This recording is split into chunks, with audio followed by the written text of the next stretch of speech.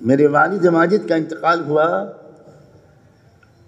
انتقال ہوا، اس کے بعد صبح کو غسل دیا گیا، نماز جنازہ کے لیے جب لے جائے گئے تو جو میں نے دیکھا اپنی آنکھوں سے کہ ان کا دل دھک دھک دھک دھک کر رہا ہے۔ یا اللہ، یہ انتقال کے بعد یہ کیا؟ آج پہلی بار شاید میں یہ بات سنا رہا ہوں۔ کیوں بلال، تمہیں یاد ہے میں نے یہ کبھی سنایا ہے؟ حضرت کو، بڑے حضرت کو بتایا تھا، مجمع میں کبھی بیان نہیں کیا۔ حضرت مولانا علی میاں اللہ ان کو اعلیٰ ترین درجہ عطا فرمائے، حضرت مولانا ابوالحسن علی ندوی، مولانا رابع صاحب حضرت والد صاحب کو انتقال کے بعد آئے گھر پر، تو انہوں نے دیکھا، بہت دیر خاموش دیکھتے رہے، کچھ نہیں بولے۔ جا کر انہوں نے حضرت مولانا علی میاں سے کچھ بیان کیا۔ جنازہ کی نماز والد صاحب کی ندوہی میں پڑھی جانی تھی، حضرت مولانا علی میاں گھر آنا چاہتے تھے۔ ہم لوگوں نے درخواست کی کہ حضرت آپ گھر پہ تشریف مت لائیں، ہجوم بہت ہے، ہم جنازہ لے کر ندوہی آ رہے ہیں۔ تو حضرت مولانا کرسی ڈال کر ندوے کے گیٹ پر بیٹھ گئے انتظار میں، اور مجھ سے فرمایا سجاد ذرا چہرہ دکھا دو۔ 50 سال کا ساتھ تھا اور ایسی محبت تھی کہ میں تو بیان ہی نہیں کر سکتا۔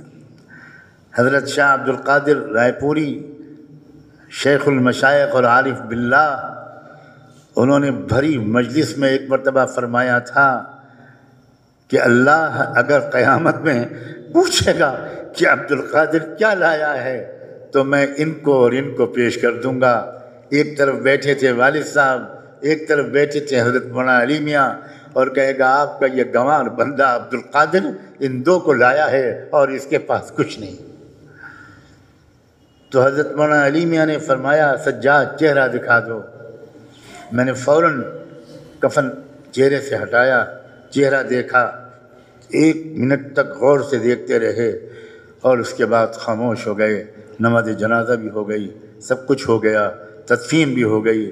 اگلی صبح کو حضرت مولانا ہمارے گھر تشریف لائے اور تمام مستورات کو تعزیت کے لیے، اور اس کے بعد کہا کہ سجاد الفاظ نہیں ہیں کہ مولانا منظور صاحب کے مقام کے بارے میں کچھ کہوں۔ ان کا لطیف قلب انتقال کے بعد بھی اللہ اللہ کر رہا تھا۔ یہ ہے لطیف قلب، جس کا پہلا سبق اس سلسلے عالیہ نقشبندیہ مجددیہ میں کرایا جاتا ہے۔ لطیف قلب کبھی مرتا نہیں، یاد رکھیں۔ ہمارے اندر کی حیوانی روح نکلتی ہے، ہمارے اندر کی ملکوتی روح نہیں نکلتی۔ اس بات کو عام لوگ نہیں سمجھ پاتے۔ ایک چیز ہوتی ہے نسمہ، ایک چیز ہوتی ہے روح۔ نسمہ جانوروں میں ہوتا ہے، روح نہیں ہوتی۔ تو ان کو آپ جب ذبح کرتے ہیں تو ان کا نسمہ نکلتا ہے جب وہ پھڑکتا ہے، اور ہمارے اندر 2 چیزیں ہوتی ہیں، ایک نسمہ اور ایک روح۔ نسمہ نکل جاتا ہے، روح عالم بالا میں بھی رہتی ہے اور انسان کے بدن سے بھی جڑی رہتی ہے، اور ایسا ذکر جس کے بعد وہ دل دھڑکتا ہوا نظر آئے، اللہ اکبر، یہ تو اللہ اللہ کر رہا تھا، ابھی بھی کر رہا ہے۔ یہ کیا تھا؟ یہی لطیف قلب کی مشق تھی۔